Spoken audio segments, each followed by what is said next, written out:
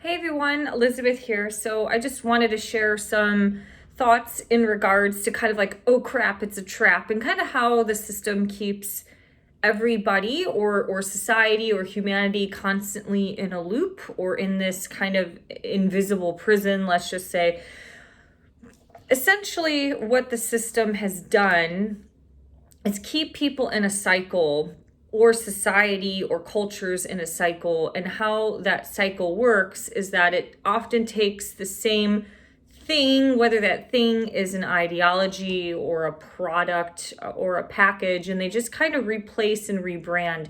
It's kind of like Hollywood has the same, Hollywood is kind of lazy. It takes like the same generic script and it just kind of changes up the plot, the characters, maybe the scenario or the era of the movie, but it's generally like the same kind of script that's just rewritten. And so a lot of times the system, because it's run by the satanic ones, it kind of does the same thing by keeping people in a trap by doing something, and that one thing is considered or deemed not good, and then they rebrand or repackage, either like the solution or this new thing that will be better and healthier or kinder to the environment, but in reality it's the exact same thing. So when you're looking at certain stuff, and you can use your analytics to start to realize how in so many different areas of life the same thing is getting repackaged or rebranded, I guess. I don't know what really great descriptive words are besides maybe just saying like things are getting rebranded. So I want to share some examples for you that kind of help bring some clarity to some of the idea of what I'm trying to talk about. So, for example, you could say like the suppression of genders. In the past, women were more suppressed and more beaten or more secluded from society. And now what we've done in the past with women is what we're kind of doing with men today, especially if you're a white man. You're a little bit more shunned from society. A lot of women are emotionally abusing their spouse or their partner or their husband, because a lot of these women are also unhealed trauma victims. So a lot of times people think like men can't be abused, but they are. So really, what the system has done to one gender for a very long time, we're now seeing the start to the suppression of the other gender. So it does keep society in a trap because nothing gets healed. This is why feminism and feminists, are some of the worst people to lead or to follow as leaders and examples, because they're really wounded, these like wounded war, they want to think they're a warrior, but like they're these wounded warriors that are trying to look and be like a man. And one of the solutions to that is just fairness, just taking both genders and being fair. Equality is putting everything on a flat line and it's equal on this side and this side. And I think that is kind of stupid. And as an Aquarius, I'm like, oh, I don't want, like, maybe when I was younger, I wanted equality, but like really all you kind of want is more fairness, because I personally don't want to be drafted into a war. I don't really want to be I would doing backbreaking labor at like a construction site. I would fucking kill myself. So no, I don't want equality. I want fairness, and that would be for men and for women. Another great example is the destruction of like the fast food burger industry. So for 40, 50 years, 4 to 5 decades, we've plumped the American culture up with fast food burgers, with this disgusting meat from the industrial farms. And you don't eat it mindfully, you smash it in the face. That's why it's called fast food. So we've been plumped up and have had a lot of health problems from this fast food industry, which includes a combination of like the fries and all that stuff and the Coca-Cola. But essentially what the system has done is it's created, like I said, the easiest description for this is like swapping shit for shit. So they created a shitty burger, which was not healthy and really bad for you, and they've replaced it with something like a Beyond Burger or an Impossible Burger. They're branding it as healthy, when really it's not. Dietitians have gone deep into this and say it's just as bad, if not worse, than a fast food burger. Some say it's worse because it's all processed bioengineered ingredients. Just don't really understand the ramifications and the effects of that. And health-wise, in terms of like calories and stuff like that, it's actually just as much as eating a fast food burger. So it's not really that good. Another kind of food example is like you take something crappy like a potato chip, and then you create something like a lentil chip or a black bean chip, and you're like, oh, it's really good. It's like, no, both things, the potato as well as the bean, has been processed down and fried to where it's not healthy for you at all. Sure, the lentil chip is probably a better option than a Lay's potato chip or a Ruffles potato chip. But it's all bad, and generally it's, deep fried in seed oil or canola oil, and all of that stuff is contributing to obesity. So it's like swapping garbage for garbage. It's like, eat the lentils or boil or bake or pan fry some of the potato. It's like the deep fry. It's not the potato, it's the method that they use to do a lot of these things. Another example, Walmart to Amazon. So you had this big box store, Walmart, that was kind of I don't know if it would be like a monopoly, but it was like the go-to place, one of the largest retail chain stores in America. And then all of a sudden you have Amazon, which is kind of like a glorified Walmart for all those, techie people that just want to sit online and order your shit. It's the same exact thing. Like, neither one of these retail businesses, are ethical, or they're not ran by people who are ethical or good Samaritans for humanity. All they've done is just glorified Walmart in an online method. It's the exact same thing, and it has destroyed and destructed small businesses, the ability to have competition with your businesses, because most people choose, that prime free shipping, or they'll try to choose that cheaper option, or I don't have to go to the store and actually leave my fucking house. Like, I can just go ahead and just click that order button. So once again, swapping crap for crap. Neither one are good people. And I've said it before, Jeff Bezos has been invited to the Bilderberg conferences. And if you know anything about any of that, don't think you want to be fueling that beast. I mean, Bitcoin has been promoted as, this method of freeing humanity from the central banks. But essentially, you had the central banks and our physical money, and now we're having Bitcoin, which is this digital currency. And in reality, once the central bankers get a hold of Bitcoin, it's not going to be any freeing thing monetarily for humans. It's going to just, once JP Morgan and all those people get in on these Bitcoin, maybe they already are. I actually don't know a lot about the Bitcoin, but really once just central banking gets their hands on it, it's going to be the exact same thing that we're dealing with now with our physical money and central banking. Another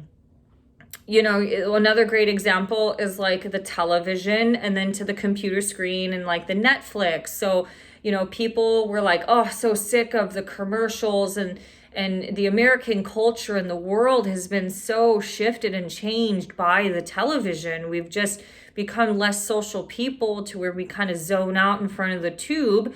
But yes, okay, sure, things like YouTube were very different back in the day when it was an independent channel with different people. But now it's, you still get commercials, you get these adverts that are on all these videos, whether it's an independent person or a company.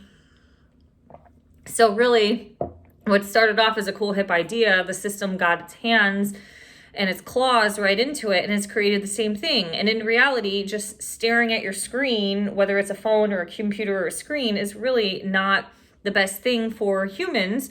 The best thing for humans is to be living a social life that is rooted back to our natural ways of living, by having a social culture, doing things with friends, eating dinner, going out in nature, things like that. Technology is a part of our life. So a solution is to have learn how to have boundaries and practical functional use of your phone. I have no clue how to even turn voice recognition crap on my phone. I just found out like maybe a year ago that you could record audio on your phone. There was just like, for me, it's just text, email, pictures, and I have maybe like 10 apps that I use. So anyways,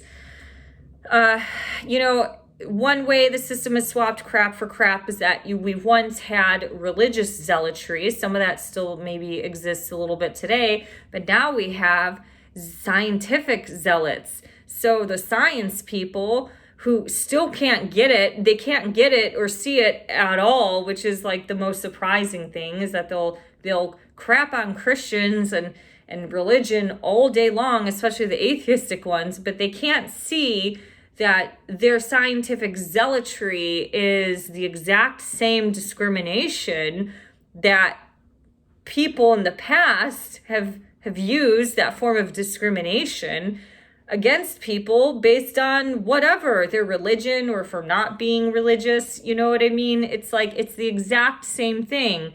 Religious and spiritual people can see it. Some reason the blind and atheistic ego cannot see that it's the same thing, because science has proved it, and you can see things with science. I mean, I could go on for hours just talking about like vaccine injuries, and they still don't think that's real, or they don't really think that it's a problem. Like they don't see that there's more heart issues and that people are dropping like flies from strokes and heart attacks. And yeah, they can't see it. So let me see. I kind of went over that one. I have my little notes here because I don't really remember a whole lot. But, okay, like let's think about politics. On one end of the spectrum, you have like these warmongering conservative politicians who, a lot of them are also PEDOs. I mean, the PEDO community is on both sides. But you kind of have that, and then all of a sudden, because people are like, oh, war is bad, this is not good, especially liberals, they can't see that the PEDO politician that is overly sexualized, they don't see anything wrong with that. I mean, it is swapping crap for crap, or it's giving us a platter of like dog shit and duck shit. Like, which one would you want to eat? Like, neither.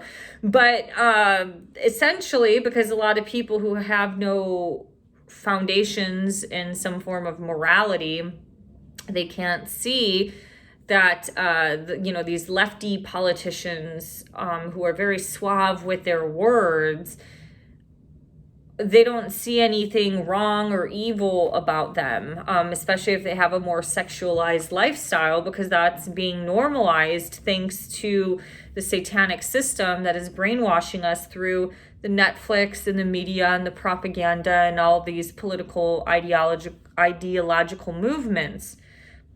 Another good example would be for like, if you're an environmental person, especially if you're a greenie weenie, like especially on the lefty side, is you're against fracking oil in Native American land, which I'm not saying I'm all for that by any means, but a lot of those people are okay with mining cobalt in Africa and using African children and teenagers, slave wages, who don't have proper equipment to go down and mine a bunch of cobalt for your beloved battery car that you can drive in San Francisco with that little smog cloud over your head. So essentially, what is the difference between fracking oil in Alaska or on Native American land versus digging into the earth to mine cobalt in natural resourceful areas like Africa? It's still digging stuff in the land. What's a solution to that? It would be free energy. And I think at this point in time, regardless of what people think of Tesla and some of those people who might have been occultists, if they've created free energy and but the bad energy people won the wars, the propaganda wars back in the Victorian era and created electricity, so now we have to use our energy at work for the man to put on our energy bills. So it is energy sucking and energy harvesting in that way, because in reality, I'm going to do a separate video of this. God's creation has been free. It's never been a money-based system. So this whole thing, this whole setup that we live in is pretty much a scam, and it is kind of satanic in general. I'm not saying, there's like a lot of the new agers that think like, oh, like we could just sit on the beach and be, hippy dippy and shit and just drink our little smoothies and stuff and have whatever fun things they like to do. But it's not about that at all. Like, humans have been working our entire lives, but it's more or less like the cultivation of a community, or the shared job responsibilities that would happen in a village or a community. Like, one person might specialize in building, the other person might specialize in baking, type of thing. Those probably were our more natural ways of living. But yeah, I mean, digging into the earth for oil versus mining cobalt for batteries, that all that solar panel and all that stuff doesn't break down as well. These are some major problems. In fact, I think the mining of the cobalt is actually probably worse. But in reality, at this stage of our intellectualism in Western society, we should be able to take the past of free energy concepts and be able to excel and capitalize on that. But, the satanic system doesn't want that. Another way we swap shit for shit is, or just the cycle is repeating itself, let's just say colonization.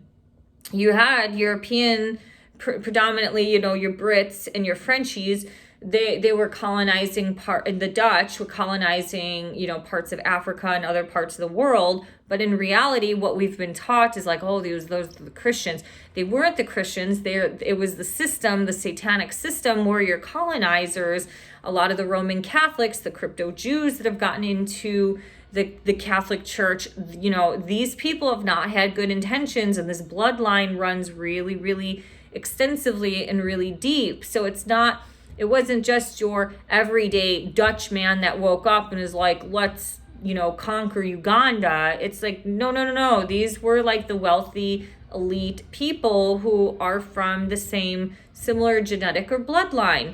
So what we had in the past was colonization, say Europe to the developing worlds. And now today we have the colonization of the developing world across our borders to the Western countries, and sucking the system dry with all of our taxpayer money from all this welfare and whatever benefits that they receive. Meanwhile, the actual people who are paying the taxes, your everyday person can't get help or support. Lower middle class can't, they don't qualify for like really anything. You have to be pretty much broke and homeless in order to get anything, to get any sort of systematic support. And some lower income people, they might, some of the energy bill stuff, they might be able to like help or waive.